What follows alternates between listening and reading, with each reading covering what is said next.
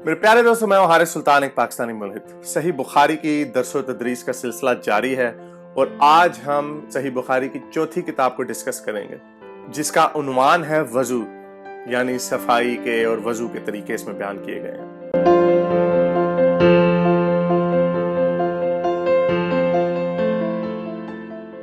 चलें देखते हैं इस सिलसिले की पहली हदीस। तो दोस्तों, ये इस किताब की 7वीं हदीस है। इसमें हजरत मोहम्मद ने फरमाया कि जब तुम में से कोई अपनी बीवी से सेक्स करे तो उससे पहले ये दुआ मांगो कि अल्लाह हमें शैतान से बचा और शैतान को इस चीज से दूर रख जो तूने इस सेक्स के नतीजे में हमें अता फरमानी है। पढ़ने के बाद सेक्स से मियाँ बीवी को जो औलाद मिलेगी उसे शैतान नुकसान नहीं पहुंचा सकेगा। यानी सेक्स करने से पहले बस आप ये दुआ पढ़ लें। तो मुसलमानों के पास बड़ा सिंपल सा सोल्यूशन है कि जितने लोग, जितने मुर्तदीन और शैतान और बुरे लोग, जरदारी नवाशी जैसे, खादिम रिजवी जैसे बुरे बुरे लोग पैदा होते हैं, इसका मतलब इनके माँ बाप ने सेक्स करते वक्त ये दुआ नहीं पढ़ी थी। तो जितने मुसलमान ये वीडियो देख रहे हैं, बस एक काम कीजिएगा, सेक्स करने से पहले ये दुआ पढ़ लीजिएगा, तो फिर देखिएगा आपका बच्चा कोई बुरे काम करता है या नहीं करता। एक अहमकाना सी बात है, लेकिन चलें, मजहब इन्हीं चीजों से भरा पड़ा। चलें इस सिलसिले की दूसरी हदीस को देखते हैं जिसका नंबर है 8। तो इस रवायत में कहा जा रहा है कि जब हजरत मोहम्मद टॉयलेट जाते थे तो उस वक्त ये दुआ करते थे कि ए अल्लाह, मैं नापाक जिन्नों और नापाक जिन्नियों से तेरी पनाह मांगता हूं। अब क्या ये जो पखाना मुबारक है इसके अंदर भी जिन और जिन्नियां छुपी हुई हैं? तो जब आप टॉयलेट में जाएं तो बस ये दुआ पढ़ लिया करें। और इससे ये बात जाहिर होती है जो लोग ये दुआ नहीं पढ़ते उनके ऊपर जिन और जिन्नियां क्यों नहीं आती। मैंने तो कभी ये दुआ नहीं पढ़ी, जब मैं मुसलमान था तब भी ये दुआ नहीं पढ़ी, तो कोई जिन भूत नहीं आया मेरे ऊपर। और लाखों करोड़ों काफिर तो छोड़े, मुसलमान भी ये दुआ नहीं पढ़ते सिवाय मौलवियों के और या कुछ मदरसा के जाने वाले बच्चों के अलावा। तो फिर उनके ऊपर जिन्ने और ये जिन्नियां क्यों नहीं आती? जाहिर है कि ये एक अहमकाना बात है। चलें इस सिलसिले की अगली हदीस देखते हैं जिसका नंबर है 12 और ये बड़ी अहम हदीस है और जो अक्सर एक्स मुस्लिम इसके ऊपर बात कर चुके हैं। और इस हदीस को कहा जाता है कि ये जो हिजाब वाली कुरानी हुक्म आया ये इस वजह से आया। इसमें ये वाकया बयान किया है कि हजरत मोहम्मद की बीवियां रात में मुनासा की तरफ टॉयलेट के लिए जाती थी और मुनासा एक खुला मैदान है। तो हजरत उमर ने हजरत मोहम्मद से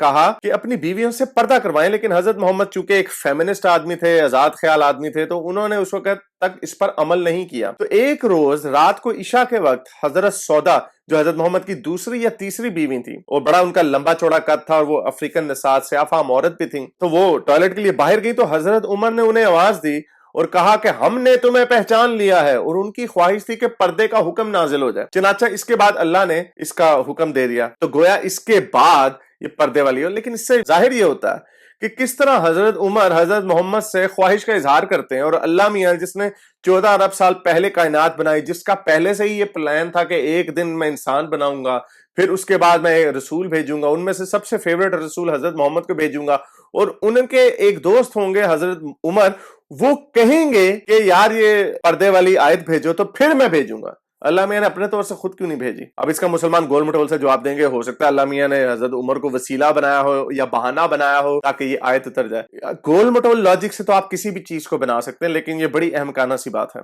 चलें अगली हदीस को देखते हैं जिसका नंबर है 13।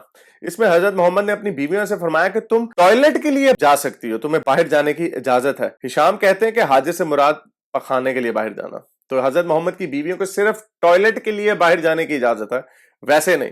तो जो औरतें ये कहती हैं कि इस्लाम तो बड़ा फेमिनिस्ट किस्म का रिलीजन है, जो मुसलमान मॉडर्न लड़कियां अपने आप को मुसलमान भी कहती हैं और अपने माँ बाप की ख्वाहिश के बगैर बाहर भी घर से चली जाती हैं, अपनी सहेलियों से मिलने चली जाती हैं, काम पे चली जाती हैं, कॉफी पीने चली जाती हैं, तो आप हजरत मोहम्मद के खिलाफ वर्जी कर रही हैं। तो दोस्तों, ये बड़ी इंटरेस्टिंग हदीस है। ये 3 हदीसें हैं। ये हदीस नंबर 10, 14 और 15 है। इसमें हजरत मोहम्मद ने ओवरऑल ये बताया कि किबले की तरफ आप अपना मुंह या पीठ नहीं करके टॉयलेट में बैठ सकते। तो यहाँ पे हम हजरत मोहम्मद की हिपोक्रेसी, या उर्दू में इसको मुनाफकत ही कहा जाएगा, कि रसूल अल्लाह ने फरमाया कि जब तुम में से कोई बैतुल खला में जाए तो किबले की तरफ मुंह ना करे और उसकी तरफ पुश ना करे, बल्कि मशरिक की तरफ मुंह कर लो या मगरिब की तरफ। और ये भी एक बड़ा अजीब सा हुक्म है, क्योंकि अगर पाकिस्तान में या हिंदुस्तान में है तो मक्का जो है वो आपके मगरिब में है। तो ये जो हुक्म है, ये चूंकि मदीना और मक्का जो है वो नॉर्थ और साउथ में, इसलिए उस हिसाब से तो मशरिक और मगरिब की तुक बनती है। लेकिन अगर आप हिंदुस्तान में है या पाकिस्तान में है या इंडोनेशिया में है तो मगरिब की तरफ अगर आप मुंह या पीठ करके टॉयलेट में बैठेंगे तो मक्का यानी किबला की तरफ ही आपका रुख होगा। तो चलें, ये तो हजरत मोहम्मद ने अपने दोस्तों को ये नसीहत दी। لیکن آپ دیکھتے خود انہوں نے کیا کیا. عبداللہ بن عمر جو حضرت عمر کے بیٹے تھے اور حضرت حفصہ کے بھائی بھی تھے, وہ ایک دن رسول اللہ اپنی بہن سے ملنے چلے گئے, تو انہوں نے فرمایا کہ میں حفصہ کو دیکھنے ان کی مکان کی چھت پر اپنی کسی ضرورت سے چڑھا تو مجھے رسول اللہ قضائے حاجت کرتے وقت قبلے کی طرف پشت اور شام کی طرف منہ کیے ہوئے نظر آئے. اب یہاں پہ حضرت محمد لوگوں کو حکم دے رہے ہیں کہ قبلے کی طرف منہ یا پشت نہ کرو, لیکن اب ٹوائلٹ میں بیٹھے ہوئے ہیں اور ان کی پشت جو ہے قبلے کی طرف ہے. اسی طرح ایک اور روایت ہے جس میں انہوں نے فرمایا حضرت محمد ایک دفعہ 2 اینٹوں پر قضائے حاجت کے وقت بیت المقدس کی طرف منہ کیے ہوئے نظر تھے. خیر یہاں پہ بیت المقدس ہو گیا, یہاں پہ قبلہ نہیں ہوا, لیکن پھر وہی بات ہے کہ حضرت محمد خود جو ہیں جو مرضی اصول لوگوں کے لیے اصول بنا لیتے تھے, خود جو مرضی کر لیتے تھے. اس کی ہمیں اور مثالیں بھی آگے ملیں گی. اگلی حدیث نمبر ہے 17. اس میں فرمایا جاتا ہے کہ حضرت محمد قضاء حاجت کے لیے نکلتے, میں اور ایک لڑکا دونوں حضرت محمد کے پیچھے جاتے اور ہمارے ساتھ پانی کا ایک برتن ہوتا, تو پانی طہارت کے لیے ان کے پاس برتن ہوتا. لیکن اگلی حدیث 18ویں حدیث میں یہ کہا جاتا ہے کہ حضرت محمد بیت الخلاء میں جاتے تو میں اور ایک لڑکا پانی کا برتن اور نیزہ لے کر چلتے تھے, پانی سے آپ طہارت کرتے تھے. دوسری سند سے یعنی دوسری روایت سے نظر اور شازان نے اسے حدیث کی شعبے سے مطابق کی ہے. ازا لاٹھی کو کہتے ہیں جس پر پھلکا لگا ہوا تھا. تو یہ رومنز کا بھی ایک بیت الخلاء کا سسٹم تھا, جو آپ نے ایک روایت پہ سنی ہوگی, ایک محاورہ سنا ہوگا, wrong end of the stick. وہ ایسے ہوتا تھا کہ ایک لاٹھی ہوتی تھی اور اس کے ایک سرے پہ کپڑا لگا ہوتا تھا, یا یہاں پہ پھلکے کا ذکر کیا گیا, تو یہ اس سے اپنی پشت کو صاف کیا کرتے تھے, پونچا کرتے تھے, جیسے پرانے زمانے کا ٹوائلٹ پیپر ہو گیا. تو یہ بھی ایک طریقہ تھا کہ اگر پانی نہ ہو تو آپ اس سے بھی اپنے پچھواڑے کو صاف کر لیتے تھے. چلیں یہ تو ایسے ہی, اس میں کوئی خاص بات نہیں. اب یہ تو عجیب سی بات ہے کہ حضرت محمد کو اللہ میاں نے اپنے فیورٹ نبی کو ایسے وقت میں گزارا جہاں پہ طہارت کا یا صفائی کا اتنا اچھا نظام نہیں تھا.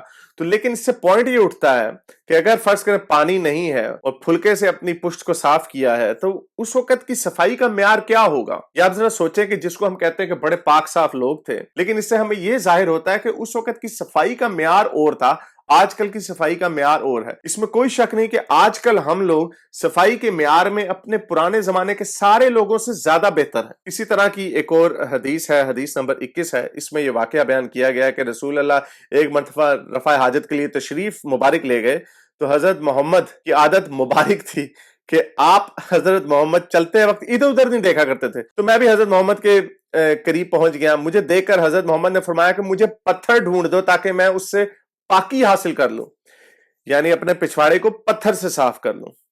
کوئی لفظ فرمایا اور فرمایا کہ ہڈی اور گوبر نہ لانا, کیونکہ گوبر اگر سوکھ جائے تو وہ پتھر کی طرح ہی دکھتا ہے. تو چنانچہ یہ جو لڑکا تھا کوئی اتنا عقل مند نہیں تھا, اپنے دامن میں سے پتھر بھر کے حضرت محمد کے پاس لے آیا اور حضرت محمد کے پھلو میں رکھ دیا اور حضرت محمد کے پاس سے ہٹ گیا. جب حضرت محمد قضاء حاجت سے فارغ ہوئے تو آپ صلی اللہ علیہ وسلم نے پتھروں سے استنجا کیا. تو جب حضرت محمد اپنا بزنس کر کے ختم ہو گئے تو انہوں نے پتھروں سے اپنے آپ کو صاف کیا. اور پھر وہی بات آ جاتی ہے کہ آپ دیکھیں اس وقت کی صفائی کا معیار کیا تھا. اب یہ ان کے اوپر تنقید نہیں ہے, اس وقت کے سارے لوگ ایسے ہی تھے. جیسا کہ میں نے آپ کو ابھی پچھلی حدیثوں میں دکھایا کہ حضرت محمد کس طرح اپنے خود ہی اصول بنا کے ان کی خلاف ورزی کرتے تھے, جیسے قبلے کی طرف منہ کر کے رفع حاجت کی ڈیوٹیز پرفارم کرتے تھے. اسی طرح یہ اگلی حدیث نمبر 23 ہے. اس میں بتایا ہوا کہ حضرت محمد نے وضو میں ہر عضو کو ایک ایک مرتبہ دھویا, یعنی وضو میں صرف اپنے ہر حصے کو ایک ایک دفعہ دھویا, جبکہ حکم یہ ہے کہ 3 دفعہ دھوتے ہیں.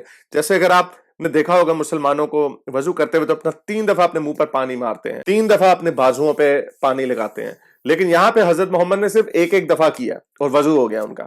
اسی طرح کی 24ویں حدیث ہے, اس میں بتایا کہ حضرت محمد نے وضو میں اعضاء کو 2 بار دھویا, یعنی اب بھی 3 دفعہ نہیں دھویا, 1 دفعہ نہیں دھویا بلکہ 2 بار دھویا. تو حضرت محمد اپنی مرضی کے مالک, اس کو اب منافقت ہی کہا جائے گا کہ لوگوں کو کچھ کہہ رہے ہیں اور خود اپنی مرضی سے جو دل کیا وہ کیے جا رہے ہیں. اور یہ بڑی ایک عجیب سی حدیث ہے, حدیث نمبر 25 ہے. یہ اس میں اوپر بہت ساری ڈیٹیلز ہیں, لیکن اس میں جو مزے کی بات ہے اس میں یہ ہے, حضرت محمد نے فرمایا کہ جو شخص میری طرح ایسا وضو کرے پھر 2 رکعت پڑھے جس میں اپنے نفس سے کوئی بات نہ کرے تو اس کے گزشتہ گناہ معاف کر دیے جائیں گے. اب یہ وہ لاٹری سسٹم ہے جو اسلام میں اکثر ہمیں نظر آتا ہے, نکلتا رہتا ہے. فرض کریں اس حدیث کا کیا مطلب ہے, میں نے قتل کر لیا, ڈاکے ڈال دیے, ریپ کر دیے اور یہ سارے کام کرنے کے بعد جیسے حضرت عمر کرتے تھے، حضرت محمد کی طرح وضو کر لیا اور 2 رکعتیں پڑھ لیں تو میرے سارے گناہ معاف ہو گئے۔ یہ کیسا ڈرائی کلیننگ سسٹم ہے؟ عمران خان کے اوپر تنقید ہوتی ہے اکثر کہ جو لوگ نواز شریف یا زرداری کی پارٹی میں ہوتے ہیں تب تو وہ برے ہوتے ہیں، لیکن جب وہ عمران خان کی پارٹی میں ہوتے ہیں تو وہ سب پاک صاف ہو جاتے ہیں۔ یعنی عمران خان نے ڈرائی کلیننگ سسٹم رکھا ہوا، تو اسی طرح حضرت محمد نے بھی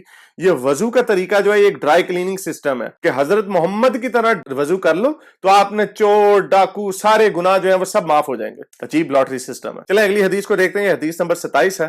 اس میں حضرت محمد نے فرمایا جو شخص وضو کرے اسے چاہے کہ ناک صاف کرے، اور جو پتھر سے استنجا کرے اسے چاہے کہ طاق عدد یعنی 1 یا 3 یا 5 ہی سے کرے۔ اب اس کی بھی کوئی لاجک نہیں ہے کہ اگر آپ نے اپنے پچھواڑے کو صاف کرنا ہے تو 1 پتھر سے کرو یا 3 سے کرو یا 5 سے کرو۔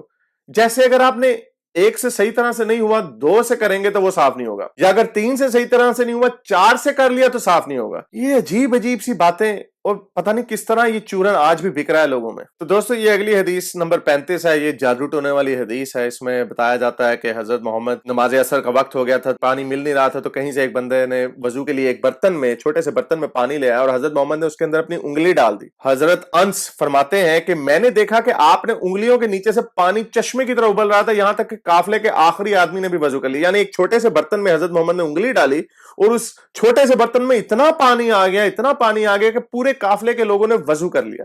اب یہ آپ خود ڈھونڈ سکتے ہیں، یہ بیسک فزکس ہے، اگر اتنا پانی ہے تو وہ اتنا ہی رہے گا، لیکن یہ جادو ٹونے والی بات ہے کہ وہ جادو کا برتن ہوگا کہ اس کے اندر سے پانی ہی پانی نکلی جا رہا ہے۔ تو جب یہ لوگ ہمیں کہتے ہیں کہ تم ہمارا مذاق اڑاتے ہیں ملحدوں کا، کہ ہم لوگ کہتے ہیں کہ کائنات کہاں سے آئی، ہمیں نہیں پتا اس بات کا، لیکن وہ اس کو توڑ مروڑ کے کہہ دیتے ہیں کہ جادو سے آ گئی، ہاں ہاں ہاں۔ تو یہ دیکھیں ان کی تو چھوٹی چھوٹی باتوں میں بھی جادو ہے۔ تو دوستو یہ اگلی حدیث تھوڑی مزاحیہ حدیث ہے، حدیث نمبر 42 اور 43 ہے۔ اس میں حضرت محمد نے فرمایا کہ بندہ اس وقت تک نماز ہی میں رہتا ہے جب تک کہ وہ مسجد میں نماز کا انتظار کرتا ہے، تا وقت وہ حدث نہ کرے۔ ایک اجمی آدمی نے پوچھا کہ ابو ہریرہ یہ حدث کیا چیز ہے؟ انہوں نے فرمایا کہ جو ہوا پیچھے سے خارج ہو، جسے عرف عام میں گوز مارنا کہتے ہیں، یعنی پاد مارنا کہتے ہیں۔ چلے ٹھیک ہے، یہ تو اس میں کوئی ایسی بات نہیں ہے۔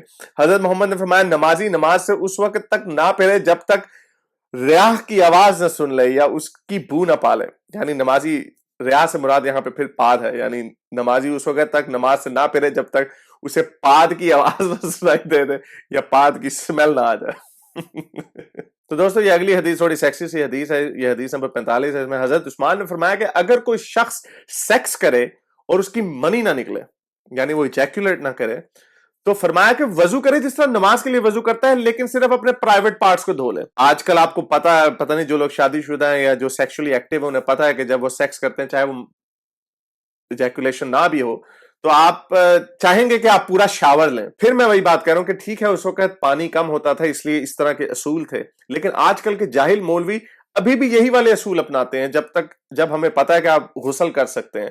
میرا کہنے کا مطلب یہ ہے کہ پھر اس زمانے کے لوگ جن کی یہ پوجا کرتے ہیں، بڑا عظیم الشان مانتے ہیں، ان کی صفائی کا معیار اور تھا۔ میں ابھی آپ کو بتا رہا ہوں کہ اگر آپ ٹائم مشین میں واپس چلے جائیں گے تو آپ کو حضرت محمد کو آپ صاف نہیں دیکھ پائیں گے۔ اور بات ہے کہ ہم انہیں آج کے معیار سے جج کریں گے، لیکن آج کے معیار کے مطابق یہ لوگ کوئی صاف ستھرے لوگ نہیں تھے۔ ان کے بالوں میں جوئیں بھی ہوتی تھی، ان کے ہاتھوں میں جرمز اور بیکٹیریا بھی ہوتے تھے، اور ان کے جسم کے حصوں میں منیاں بھی لگی ہوتی تھی۔ اسی حوالے سے حضرت محمد کی روایت بھی ہے، یہ حدیث نمبر 46 ہے کہ ایک انصاری کو حضرت محمد نے بلایا اور وہ آئے تو ان کے سر سے پانی ٹپک رہا تھا۔ حضور نے فرمایا شاید ہم نے تمہیں جلدی میں ڈال دیا ہے۔ انہوں نے کہا جی ہاں۔ تب حضرت محمد نے فرمایا کہ جب کوئی جلدی کا کام آ پڑے تو تمہیں انزال نہ ہو، یعنی تمہاری منی نہ نکلے، تو تم صرف وضو ہی کر لو، غسل ضروری نہیں ہے۔ یعنی پھر سے وہی بات آ گئی کہ اپنے گندے پرائیویٹ پارٹس لے کے آ جاؤ۔ اب یہ دوسری حدیث ہے، اس میں بتایا جا رہا ہے کہ یہ جو وراثت کی جو آیتیں ہیں وہ کیسے اتریں۔ یہ حدیث نمبر 60 ہے، اس میں بتایا جا رہا ہے کہ میری مزاج پرسی کے لیے تشریف لے آئے، یعنی ایک شخص کی ذکر بتا رہا ہے یہ کہانی۔ میں بیمار تھا، ایسا کہ مجھے ہوش تک نہیں تھا۔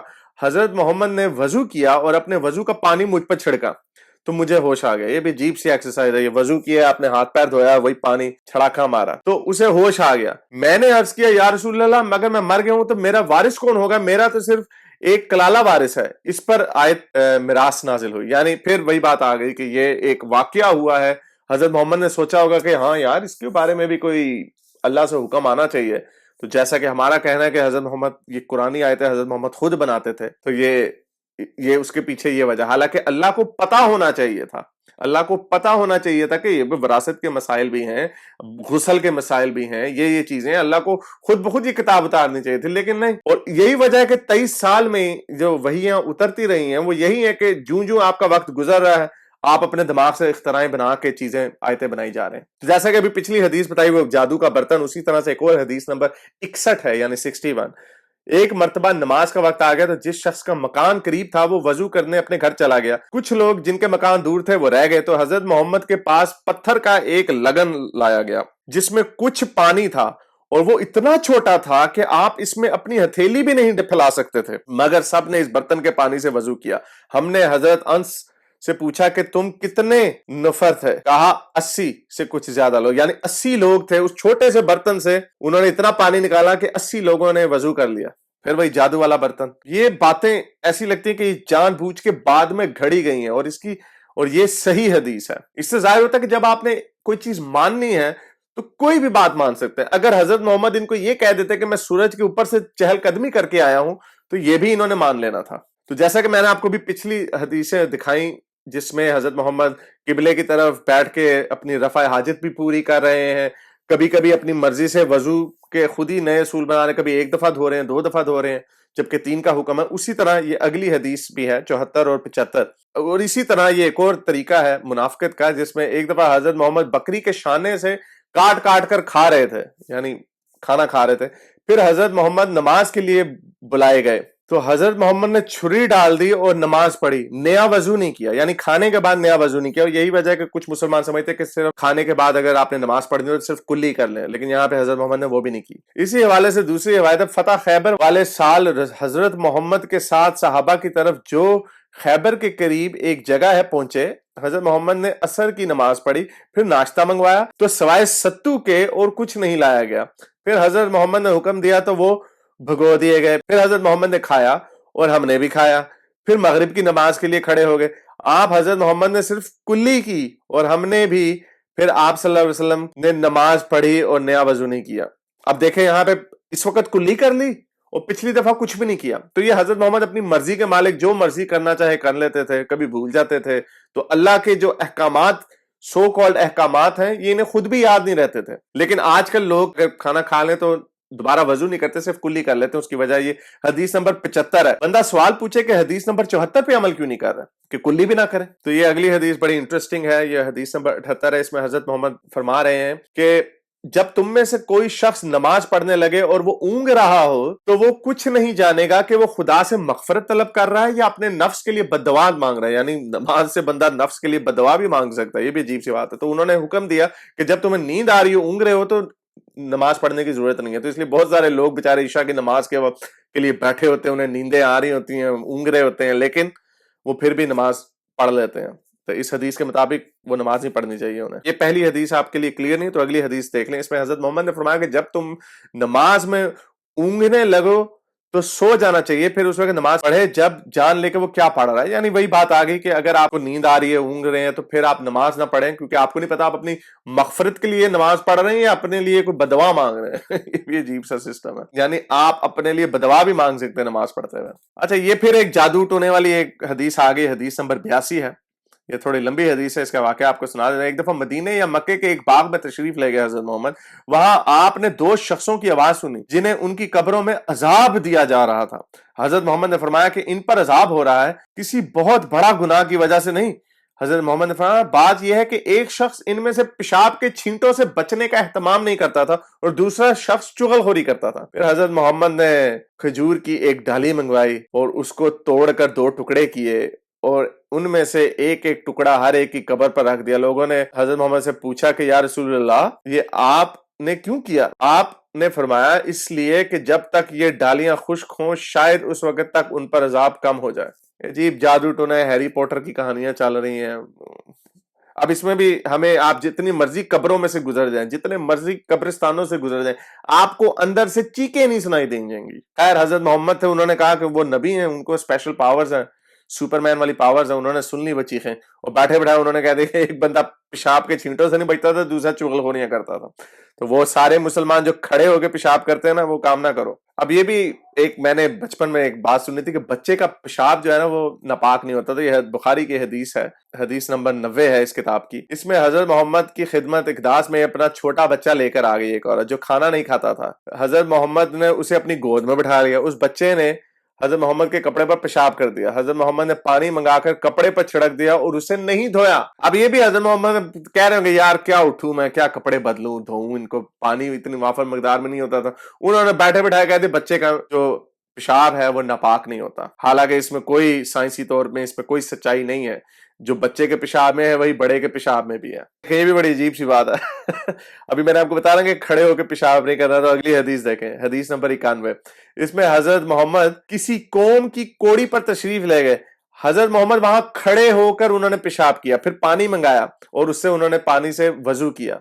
तो अब कपड़ों पे छींटे नहीं पड़े होंगे। ये वही अपनी मर्जी के मालिक, जहां पे जो दिल किया वो कर लिया उन्होंने। अगली हदीस देखते हैं। अबू मूसा शराबी पेशाब के बारे में सख्ती से काम लिया करते थे, यानी हजरत मूसा, और कहते थे कि बनी इसराइल में जब किसी के कपड़े को पेशाब लग जाए तो उसे काट डालते। अबू हुज़ैफा कहते हैं कि काश वो अपने इस तशद्दुद से रुक जाते, क्योंकि हजरत मोहम्मद किसी कौम की कोड़ी पर तशरीफ लाए और आपने वहां पे खड़े होकर पेशाब किया। यहाँ पे हजरत मूसा का पेशाब की तरफ इतना सख्त रवैया था कि वो कपड़ा ही काट देते थे जिसके ऊपर छींटा पड़ता था, यानी धोते भी नहीं थे। तो हुज़ैफा कह रहा है कि यार काश वो इस काम से हट जाते, क्योंकि हजरत मोहम्मद ने तो खड़े होकर भी पेशाब कर लिया और छींटे पड़ गए होंगे। तो हजरत मूसा ज्यादा पाक साफ थे या हजरत मोहम्मद? ये तो हुई कपड़ों पर पेशाब की बात। अब देखते हैं अगली हदीस, हदीस नंबर 96। इसमें हजरत आयशा फरमा रही है कि मैं रसूल अल्लाह के कपड़े से जनाबत को धोती थी, यानी मनी यानी सीमन। फिर इसको पहनकर हजरत मोहम्मद नमाज के लिए तशरीफ ले जाते, तो पानी के धब्बे उस कपड़े पर मौजूद होते थे। यानी आप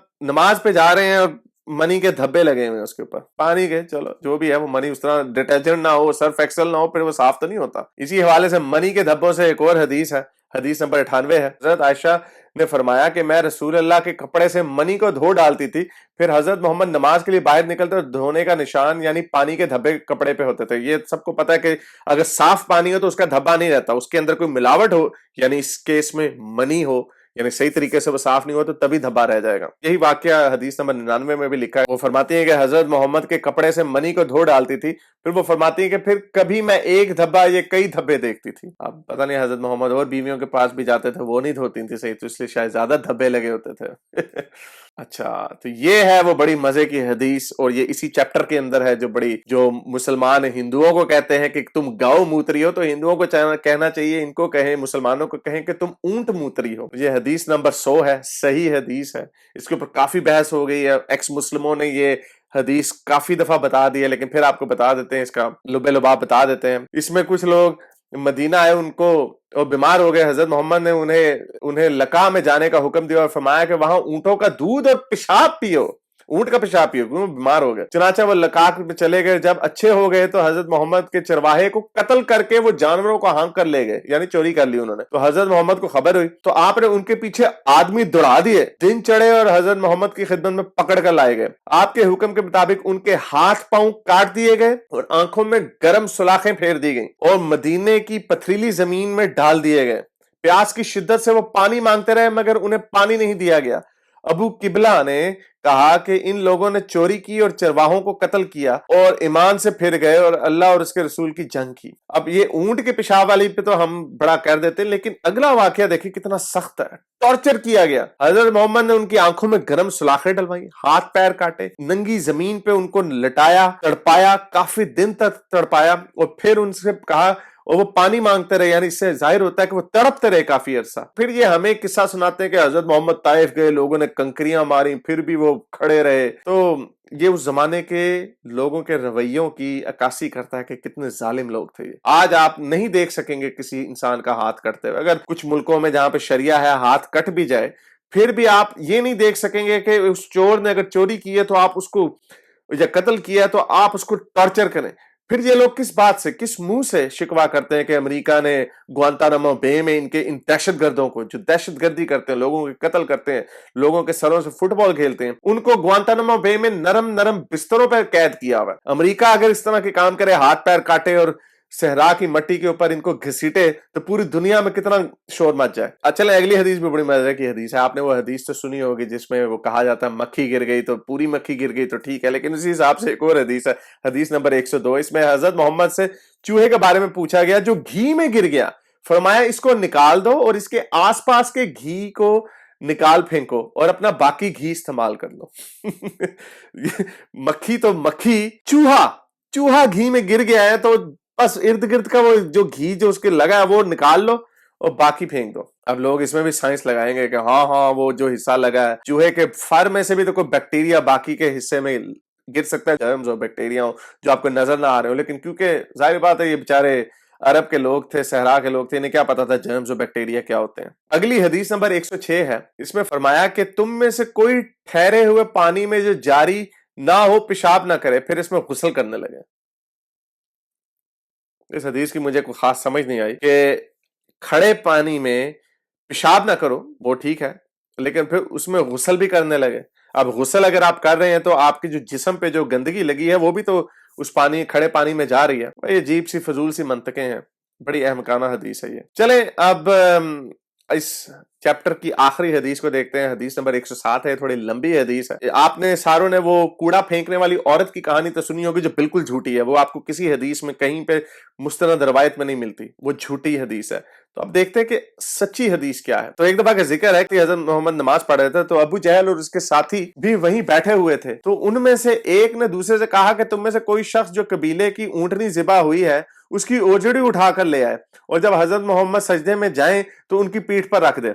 ये सुनकर उनमें से एक सबसे ज्यादा बदबख्त आदमी उठा और वो ओजड़ी लेकर आया और देखता रहा कि जब हजरत मोहम्मद सजदे में गए तो उसने उस ओजड़ी को आपके दोनों कंधों के दरमियान रख दिया। मैं ये सब कुछ देख रहा था मगर कुछ ना कर सका।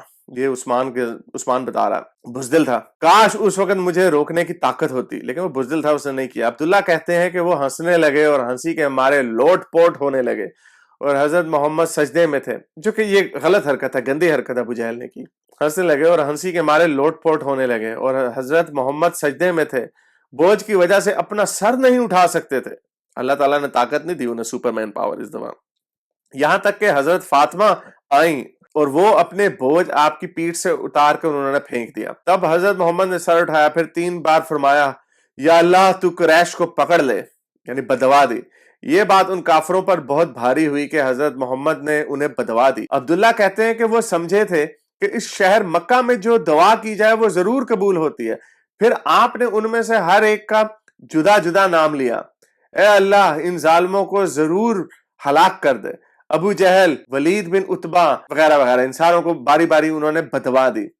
7वें आदमी का नाम भी लिया मगर मुझे याद नहीं रहा। इस जात की कसम जिसके कब्जे में मेरी जान है, जिन लोगों की बदवा करते वक्त हजरत मोहम्मद ने नाम लिए थे, मैं उनकी लाशों को बदर के कुएं में पड़ा हुआ देखा। यहां से इसमें कोई अल्लाह मियां की स्पेशल पावर नहीं है। यहां से पता चलता है कि एक तरफ जो झूठी कहानी सुनाई देती है कि एक औरत कूड़ा फेंकती थी, हजरत मोहम्मद उसकी इयादत के लिए चले गए, ये झूठ है, इसकी कोई कहानी नहीं, कोई सबूत नहीं। उसके बदले में जो लोगों ने वाकई हजरत मोहम्मद के ऊपर कूड़ा फेंका या ओजड़ी फेंकी, हजरत मोहम्मद ने गजवा बदर के बाद उनको किसी को जिंदा नहीं छोड़ा। कहां गए आपके रहमतुल आलमीन, कहां गई वो मुआफियां? मैं ये नहीं कह रहा कि जो लोगों ने वो हरकतें की वो सही हरकतें की, लेकिन ये जो झूठ बोला जाता है, अगर आप लोगों के पास टाइम मशीन और आप वापस जाके देखें तो आपको ये रहमतुल आलमीन वगैरह वाली बातें बिल्कुल नहीं लगेंगी। आपको नजर आएगा कि ये एक 7वीं सदी के शख्स थे। उस वक्त के म्यार के मुताबिक हो सकता है थोड़े रहम दिल हो। अब जैसे उमर बड़ा जालिम आदमी था, उनकी निस्बत हो सकता है थोड़े रहम दिल हो, लेकिन इतने भी रहम दिल नहीं थे कि आज के जमाने के हिसाब से हम उन्हें बड़ा रहम दिल कहें। तो बहरहाल दोस्तों, ये था चौथा चैप्टर। अगली किस्त में आपके सामने फिर हाजिर होऊंगा, तब तक के लिए साइंस हाफिज। मेरे इस नेक काम को जारी रखने के लिए मुझे पेट्रियन या पेपैल पर जरूर सपोर्ट कीजिए ताकि मैं अपना पैगाम ज़्यादा से ज़्यादा लोगों तक पहुंचा सकूं।